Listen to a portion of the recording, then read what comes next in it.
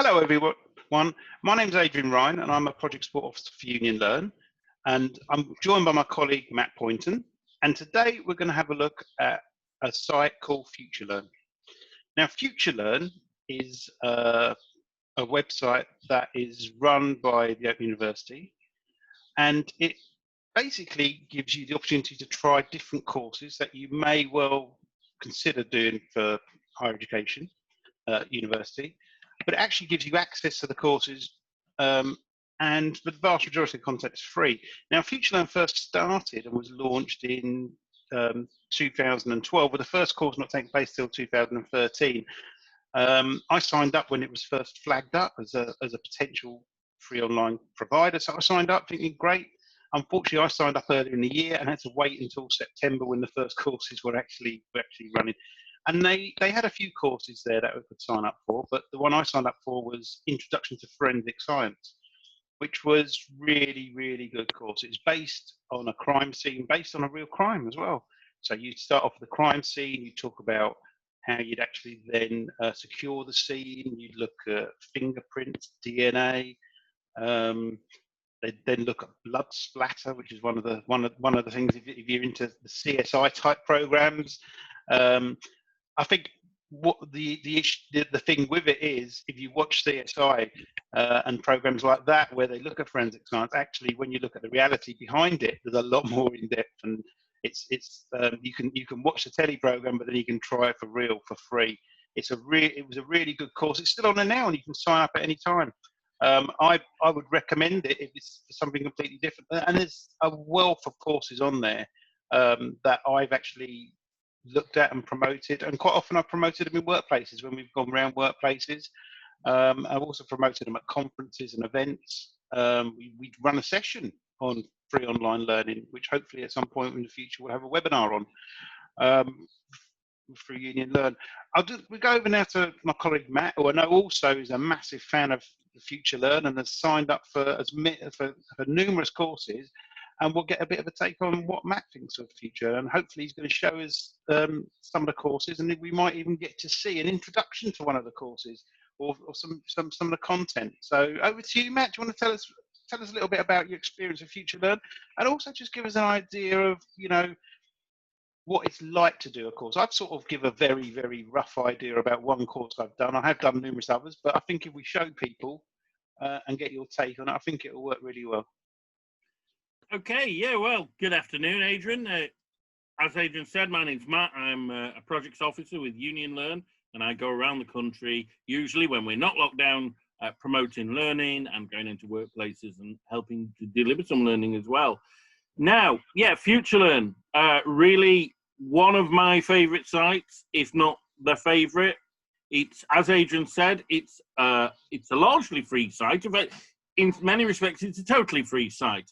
What there are with courses is there are options where you can pay, but actually, if you don't want to go for the pay option, and I'll talk about the differences, then it's free anyway. And there's a really nice range of courses. At the moment, I'm doing several with it. I started learning on FutureLearn in 2016, and I remember I did a course. My first course was an introduction to Dutch. But then the one that really stuck in my mind was Introduction to Japanese Subcultures, which was all about like manga and anime and stuff like that.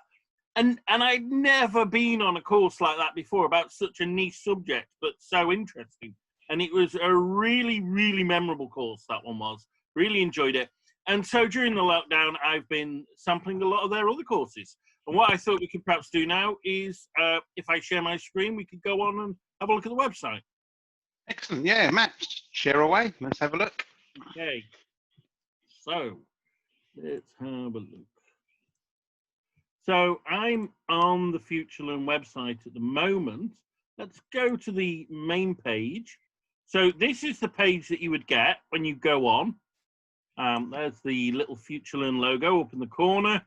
And it's the basic host page. And there are some featured courses, there's some suggestions, but if these don't appeal to you at all, there's loads more there, and you can have a browse. And that's what I would say with all of these sites. Just have a look round, see what interests you. they you can type in keywords, but they go with subjects. So, you know, I might want to do a history course or a creative arts course or a literature course. And so, okay, I'm going to think about literature for now. And there are 20 courses there. And as you can see, okay, we've got this one. There's about a family of writers. This one's actually about writing itself, about screenwriting. And as you can see, each of them is run by a different institution. So the introduction to screenwriting is run by the UAE, University of East Anglia, which I know have a really good reputation for creative writing courses. They're seen as one of the best in the UK. And that's one of the things about FutureLearn. You said earlier, Adrian, that it was run by the Open University, and it is. But what they do is get different academic institutions from around the world to come in and deliver these courses. So, I mean, these are all British ones, but I don't know if we go down. I'm in the wrong section because, you know, it's English literature, essentially. So they tend to be using British universities there. But, for example, my Dutch one was with the University of Groningen, and the Japanese subcultures was with Keio University in Tokyo. So there's this real international feel for it. And the only other site like that I've come across is Coursera, which is in many ways quite similar to FutureLearn, and they use institutions from around the world. And so, you know, you're learning off the specialists, which I think is a really good point. Do you want to have a look at that? Well, yeah, I think one of the key points as well, that with courses, when you sign up for a course, some courses run all year round, which you can just hop on during the year. But some of them actually have specific start dates and end dates. And I think we may come on to that later with the pay option. But I think the key thing is have a look at the course. If it's something that you really want to do and you do have to wait a couple of months for it, then it's worth waiting for. But there might be other courses you can do in the meantime that are in a similar subject area. But if you do have to wait for it, as I say, sign up to something else, but don't be put off. And if you've missed a course that may have run that you see and it's coming towards the end, what tends to happen with these courses is they get run again later on during the year. So what you can do, you can click on you can search for a course, and it might bring up a course that's actually happened that's not currently you can sign up for, and there's an option for them to email you when that course becomes available again. So once again, if you've missed something, don't get too beat up about it. It might be something you really want to do, but there's a good chance that course will be run again later in the year. But at the minute, again, there are loads of courses like the creative writing one, which is run by the University of East Anglia as well. I mean, similar to the journalism one. I think that one is one you can jump on at any time. Yeah, well, I've gone on it to have a look. So this is the jumping on page for that screenwriting. And it's quite good. What I like about FutureLearn, better than any other site, they're really clear with the information. There's great clarity on the page. So, you know straight away, okay, it's 2 weeks long, and you're expected to study for 3 hours a week. It says it's included in unlimited. That's one of the pay options that I'll talk about later. And then we've got this really basic, intros to what it is. So that you've got the topics, which I suppose is almost like your curriculum, So this is what you'll cover. If that interests you, then okay, have a look. If it doesn't, go on to something else. And then what you were on about is the start dates. So there is an available now one there, or you could start it on the 1st of June, or future dates as you want. And again, some of these are running very, very regularly. Others are, 2-3 times a year, but they do all keep coming round. And I think what I should tell you is there's a reason for these start dates, because you might think, well, why can't we just start it whenever? I might not have time at these periods. And that's to do with the educators. So this chap here, he's going to be running that course. And what happens, he's a specialist, so this guy is a screenwriter, and they are actually on the course with you. So a lot of the course, as with the Coursera ones that we talked about earlier, they work on the principle of MOOCs in that there's message boards and you're having these discussions with fellow students.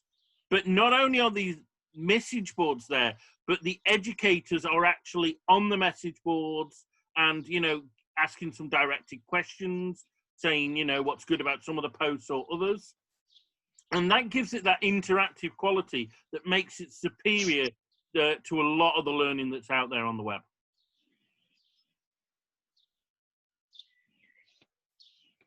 What I've got up in the corner, Adrian? Yeah.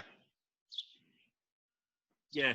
What I've got up in this corner is a little bell with this 3 next to it. These are my notifications. So this is where I've put something on a post. I've made a comment, and then other people have responded to it. So this lady, she's mentioned me. This guy here, he just likes what I've said, so he's give it a little heart. She's liked what I've said. Some of them might have replied. There's a lot of likes here. Oh, somebody's mentioned me again, so he's basically replying to what I've said. So it's a real community of learning, and that's one of the great things about it. That's the element of quality that you don't always get. I think that's key actually. That, you know, when you do a course, and we'll have a look at one in a minute. When you do work, some of it's collaborative, and then also you can read an article and they might ask for you to comment, and you can read through comments. One thing just to be aware of, that these courses are worldwide.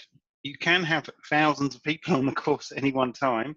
So you can imagine there can be hundreds or thousands of comments. So you're not expected to read through all of them. You can make a comment. You can, you know, again, putting something down in writing, actually putting a comment will give you a bit of confidence as well, that, you know, you're engaging with the course. You can read other people's take on it. You won't have time to go through all the comments because obviously you want to do the next piece of learning, but certainly where it gives you an option to comment and go through on it, please do. You know, they are really, really good courses, and you'll be mixing with people from all different cultures, all different backgrounds, different areas of the country, different areas of the world, and they are really, really good courses run by quality institutions that actually, you know, are, as Matt said, specialists in their field. The forensic science is run by the top university for forensic science in the country. So you're getting the standard of tutor and educators that are teaching at university. So, you know, what is it to lose having a try on one of them? And again, as we always say with all our free online learning courses, you can try it and you're not committed financially. So if it doesn't work out for you and the course, you know, it might look great when you see what the subject matter is, and you might look great when you see the curriculum, what you know, the areas of what you're going to work on each week, but you might start and just think, actually, no, this isn't for me. Mm-hmm. And if you feel like that way, the great thing about this, you've not committed money, you've not paid a couple £100 for this course, so if you feel the need to complete it, you don't need to complete it. And there's no issue with you signing up to 30 courses and not completed any of them. They just want to see people starting and trying to get back into education and get in and cover a subject matter that they might interest them, which is why it's such a broad subject matter. Sometimes there are 400 plus courses on here that appear during the year, so there's plenty there. And there's some of them are very difficult to even say. The course titles are so long and they sound really quite complicated. Don't be put off by that. Look at the course content. Yeah, in fact, I'm going to do that now because what you said there actually does bring up a point that's worth knowing. So this little icon in the corner, that's me. That's my kind of learning hub. And so this is, you know, where I am with my learning. So these are my courses in progress. So these are the ones I'm doing. And you're right. Look at these. You know, some of these have got really long titles. But this one, like the Global Studies, Cultures and Organizations in International Relations, one of the reasons why it's so long, it's part of a bigger program. And so what I could do if I wished is I could do all the Global Studies courses and then pay for an extra qualification and it becomes accredited. So, or if, you know, I don't really know what Global Studies is, I can try that one and think, you know, that wasn't for me. I don't need to do any more. So a lot of them can build up to something else as well.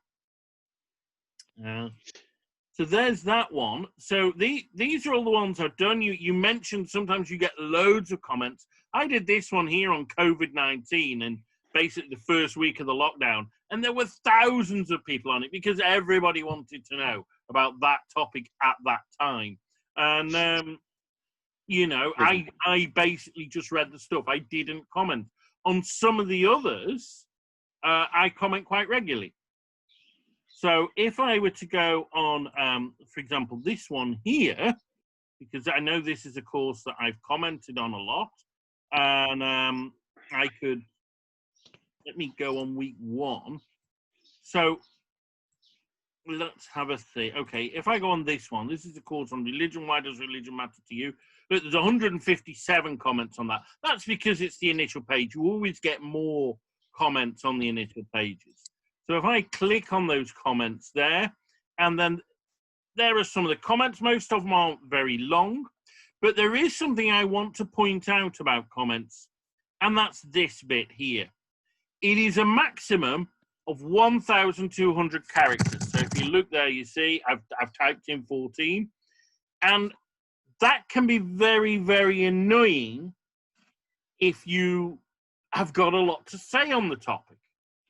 So, for example, on one of these ones on this course, I actually it was talking about the ordination of women priests, and somebody asked a question, and I know a priest who was involved in this, so I asked him, you know, why do some people object to it, and he gave me this reply, and it was so long I had to share it over 8 posts.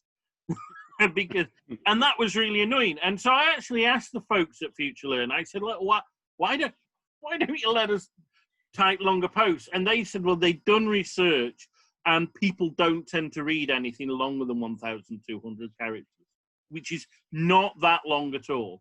It's basically a couple of paragraphs usually.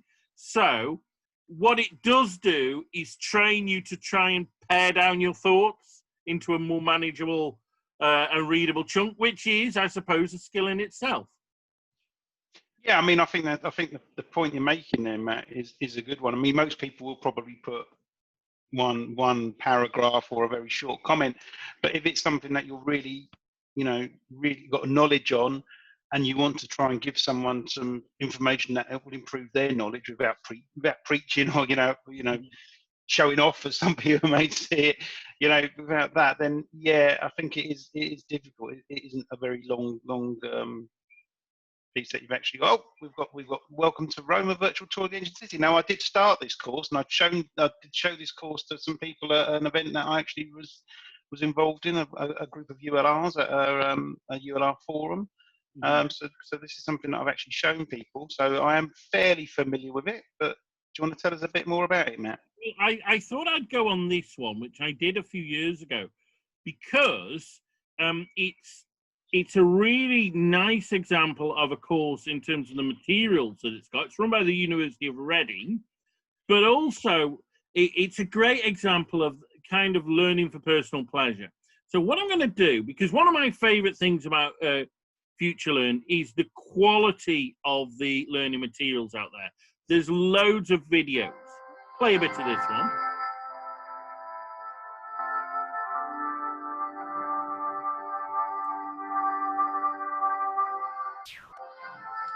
Welcome to the city of Rome. This beautiful city behind me has been inhabited by humans for 3 millennia.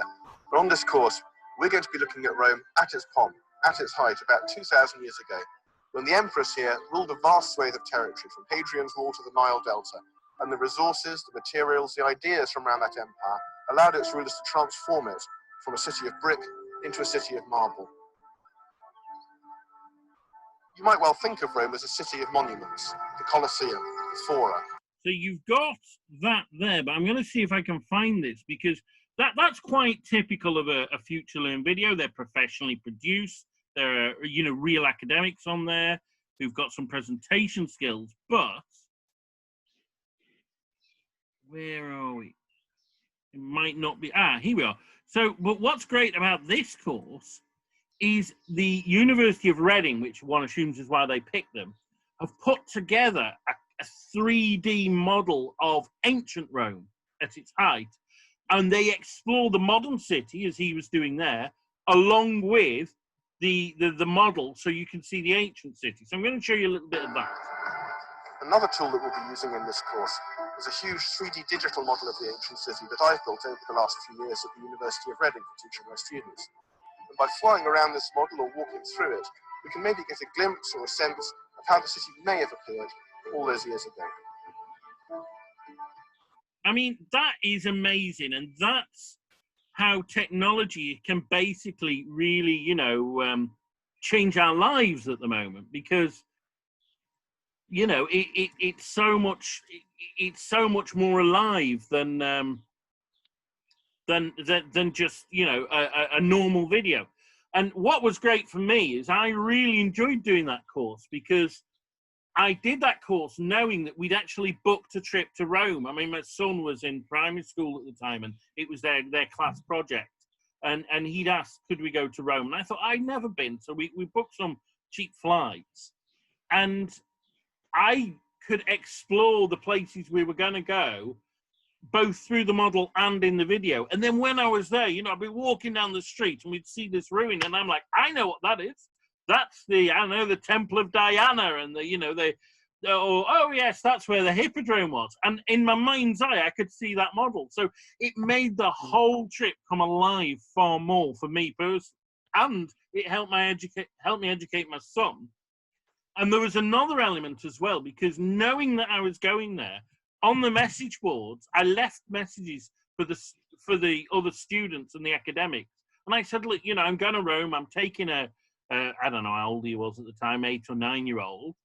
You know, we're looking at the ancient Roman Empire. Where would you take a kid? Where would you go? And they gave me recommendations, one of them being a place called Ostia Antica, which was the old port of Rome, that I wouldn't have been to otherwise. And that turned out to be the highlight of the whole trip. Yeah, I mean, you mentioned the port. There's a course run by Southampton University around the ancient port of Rome, where they explain the importance across the empire, and the students there are from Southampton are actually on an archaeological dig there.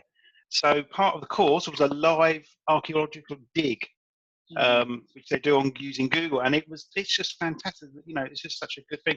Can I just what I want to say, Matt, is just something about the start, when you first start the course, when you sign up. So when you first sign up to the course, you can sign up weeks in advance. And then what will happen is on the Monday, you'll get an email saying, welcome to the course. This is what we're going to be learning this week. And the very first part of the course, when you actually go into it, is a welcome video from the educators. And then they'll explain what you're going to work on that week. Now, if you get behind, don't worry, because if it's a course that's a roll-on course where you can jump on any time, you can take as much time as you need. The recommended 3 hours for 4 weeks is a recommendation. So if you get behind and things happen in life, things happen that you can't do it that week, you can just move forward and carry it on the following week. Each week you get the video saying this is what we're going to be learning this week, and you work through the videos, the articles. It might be write some text. You might need to the various different ways of learning. And then you'll see your progress on the progress bar, and you'll work through each week like that. And then the next week, you'll get welcome to week 2. And it carries on like that. So you know at the start of the week, you'll see your email. It reminds you that you're learning that, you're on that course. And it'll actually remind you that what you're going to be learning that week. And that's the great thing about it. It gives you all progress all the time. It shows how many steps you are during each week. It shows how many steps you are during the whole course. So for me, not knowing how much more you've got to do, you get into the end of the week, you've only done 2 hours. It might take you 4 hours. It might take you 6 hours. It might take you an hour and a half. That's what they reckon. And again, it depends how much you get into it. If you're really into it and you're making comments on everything and you're reading people's comments, it's going to take you longer. There's also some more detailed learning that you can follow. You can do the basic course, and you can there's some more information tabs where you can go and get even more information on a particular subject area. And that for me, again, like any of these courses, you get what you put in. Really, if you put more time in, you'll get more out. If you just want a brief knowledge and to skim through and look at the more interesting bits, sometimes you can do that as well. There's no rules. You just need to follow through. When it's a timed course, so for example, you've got to do 3 hours, 4 weeks, 3 hours a week for 4 weeks, and it's starting, say, on the 1st of June, each week gets released in order. So week 1, the first week, so the 1st of June, the 8th of June, you'll start week 2. You can't jump ahead. You can't say, right, I've done week 1 in the first day, I want to do week 2 now. You've got to do it through the weeks. Whereas the other courses, you just move where you roll, where you jump on. You can do it as quickly and as slow as you like.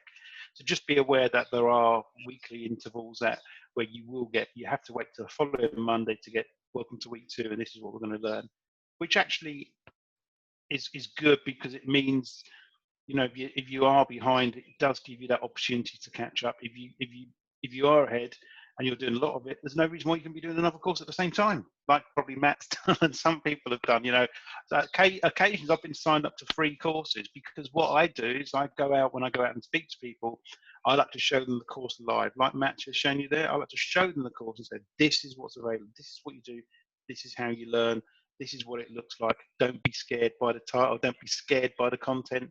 It might be something you've got an interest in, it might be something that's completely different to what you do now. But actually seeing it actually helps, rather than just effectively, you know, jumping in blind, which hopefully this video will help you to see that some of the aspects of it. And we're always available for any advice or guidance if anyone needs any further advice on it, or is having a few issues and just wants to have a chat around it. We're available to do that. Matt, Yeah. what else have we got? I think I'm going to go back onto the screen and let's have a look, because there's a couple of other things. What I've not talked about so far is paying for courses. Okay, so I did early on. I did all my courses on the free option, and when you go on a course, it gives you an option. Do you want to do it for free or do you want to pay? And you can pay individually for courses, and they are all different prices depending on the length of the course. So I don't know exactly, but I think they're all between about 39 quid and about 89 quid, right? And you can, you can pay if you think it's worth it. When I started learning, I didn't think it was worth it at all, because I was just doing them like the Rome one for the personal pleasure. However, if you do pay, unsurprisingly, you get some extra. And so what I've done during the lockdown, I paid for the what's called the unlimited package. Now, the unlimited package is, I think it's £199, and you can go on any course for a year with that package. Now, I have seen it on offer at times. Alas, it doesn't seem to be at the moment. And then it dropped to about 149, I think. But it's 199 at the moment, and that's every course of the year. So I'm kind of got an incentive to go on as many courses as possible. Because they're being paid for, as it was. And what I want to do, if I go back on this one, because what there's at the end of the weeks, and I hope this week, okay, I'll go on this first. So the courses have little quizzes, right? Now, I can't show you me doing the quiz because I've already done it, but they're quite simple questions like this. So here, which country has the largest Christian population? You've got to try and guess. And I was right with that. And then they give you a little answer, and if you were wrong, they'll tell you where to look. And that's to check your learning. But some of the courses, and certainly this global studies one, because that is part of a larger accredited course, that one has at the end, and I don't know if this will work because I've already done the test, but that has a test, and you have to get a certain mark in it to get the accreditation. Or if you've paid for it and it's not accredited, you do take the test at the end. So there you go. I got 27 out of 30. So there's still a few bits I was struggling on. This is quite a hard course, actually, this one. But what that means is that with me passing the test, I can gain the accreditations. And when you finish courses, if you paid for them, you can get, you do get these certificates. So I want to show you. So these are some of the courses I've done. So here I did this one on culture and tourism, and you get the certificate with it. And there we are. Look, I've completed the following course. and it tells you a little bit about what the course is. It tells you how long I studied and for how much every week I studied, who the educator was. And then on the second sheet, and you can print these off as well, on the second sheet, it gives you the basic things about what the course was about. So if you wanted to demonstrate your learning, then this is a good way of doing so. So because you can download this as a PDF. I'm not quite sure how. Oh, there we go. Yeah, I download certificate as a PDF. Or you can add it to your LinkedIn profile so people know that you've been doing learning. And it's just really nice. You don't get these on the free option, though. Right. Okay. The other thing that you get on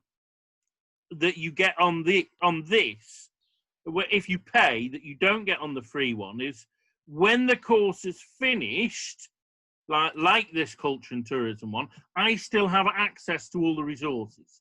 When they're free, after a while, after the course is finished, you don't have access to the resources. So if we took, for example, the Rome one, and I wanted, I did the course 3 months before my holiday to Rome, it might be worth me paying for it so I could keep those access to that 3D model and everything, so I could do it whilst I'm in Rome. My normal argument to people is that if you're doing it for professional reasons and you want proof that you completed this CPD, pay for it.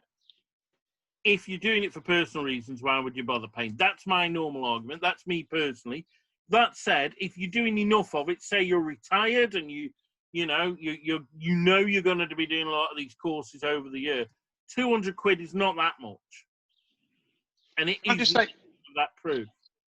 Can I just say, I mean, one of the things is that is key for courses that have got set time limits where they finish, then they will disappear off your learning profile. You'll see that you can't access it.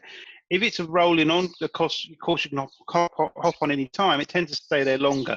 But what you'll see in the My Learning is it will say this course has expired, so you can't get into it. If it's a course you can do at any time, there's no reason why you couldn't then sign up for that course again and continue and go through it and continue and learn it again. So if, for example, the Rome one, if that's one that you can jump on at any time, you could in theory sign up later. So that could be a way round, getting round some of that. With the timed ones, there's no way around, I'm afraid, that you pay for it, the resources are still there. Or you do what I do, you just wait for it to come back up again later in the year and sign up for it again and try and do more or try and complete it. So there's two little tips for how the courses work. Yeah, and I'll be honest, Adrian, I think that is kind of more or less what there is to FutureLearn. If I were to compare it to another site, I would say Coursera is the nearest. So if you've tried Coursera, you know what it's about. Coursera, and we talked about Coursera in another of these videos, Coursera is slightly different. I think the Coursera courses tend to be longer and a bit more in depth. I think FutureLearn courses are better for dipping your toe into. There's a lot of 2-week courses and that, and there's a lot of courses that build on top of one another, like that global studies one that I showed you. Other comments or criticisms, I like their website. I think their website is colourful. I think it's really easy to use. So navigating the website, I know straight away when somebody's replied to one of my messages.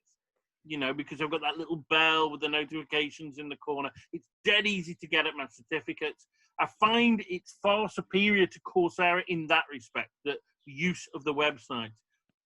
On a critical side, yeah, I wish their comments would be longer than 1,200 characters. I know the reason why, but I still want them to be longer. And also, I don't think that the quality of the courses is always equal. I guess they do have a kind of quality control mechanism in there, but one of the ones I did was noticeably inferior in quality to some of the others. Like the videos were not so professionally produced; they were just of a lecturer in a lecture hall, and he was showing some slides, and you couldn't quite see the slides well enough. And I thought that had obviously slipped through the net. But to be fair, I've done about 20 or 30 FutureLearn courses, and that was one that didn't quite meet the grade, in my opinion. There have been others, like that Japanese subcultures one, like the Rome one, like a forensic psychology one that I'm doing at the moment, that are just absolutely brilliant in terms of the standards. So, yeah, they're my comments. Is there anything else you'd like to add? No, I mean, I think they're excellent courses. I think if you're looking at a subject area that you want to learn, have a look at it. I really like the progress. I really like to know where I am when I'm learning. I'd like to know how much more I've got to do of a particular week or a particular day, because obviously, I like you travel around a lot and tend to spend a lot of time on the road, on public transport. Well, not at the moment, but in normal circumstances. So my criticism is the time bound. You know, you do get a bit longer after the if it's week 4, you do get an extra week or two, but sometimes you just don't have the time to complete. I certainly don't, and I think other people may find that as well. So for me, I would always look and try and sign up for a course that's open-ended rather than with a set start and end date, simply because, you know, it gives you that little bit more flexibility. But on the other hand, sometimes you can be a bit how can you put it? You don't prioritize your learning. So if you know you've got a set start and finish, at least that gives you structure, and it might give you the opportunity to do that. And you do get your reminder email saying, welcome to the week. And at the end, you know, it thanks you for taking part as well. You get an email thanking you for taking part. So I think overall, I think it's one of my favorite learning platforms. It's one of the ones when I first seen it, I was excited, and that was sort of 7 years ago. And even now, when I go on there and see some of the new courses, there's a fantastic course on moons where they talk about space, the space race, and they talk about all the different planets, and there's some great videos and some, you know, if you like scientists with big beards and glasses and big hair, then, you know, that's the course for you, because it's really, really interesting. And it's a subject that I've not really given much thought to, but it is really, really fascinating course. So have a look at that one. And all I can say really is, you know, try it. Have a try. If you don't like it, you don't like it. And what I will say, and we've said it on other videos, if you're someone that perhaps doesn't come from an academic background, you've not been to university, what a great way to try it out. Like, what a great way to say, okay, here's you dipping your toe into university study without it costing you a penny. And if you like it, go further. You know, yeah. If you don't, so what? What have you lost? Nothing. You've lost nothing. So I think it's really, really good for you to get to learn how university study works as well. You know, not just Absolutely. The subject, but how actually, you know, how do we study in an academic way? What kind of academic conversations will you be having with people? Because yes, it's a message board, but it's not like Facebook. You know, I've never been on one where people start, I mean, I'm sure there is one somewhere, but where people start ripping each other to pieces like you get on Facebook. It's considered. You know, there's a degree of decorum in that. It's great. Yeah. No, as I said, I love it, and hopefully people will try it. Have a look at it. Dip their toe in the water, Matt. I think is our favourite expression around learning, online learning. Have a look at, try a course, and let us know. Just give us some feedback. If you do like it, you know, let us know. We will hopefully be doing a webinar where we'll discuss this further, and that will be available as well. And we'll also be looking at some other sites as well in the future. So from me, thanks for listening. Yeah, come back to us, and Matt and Adrian will try out something else. Okay, bye. Cheers.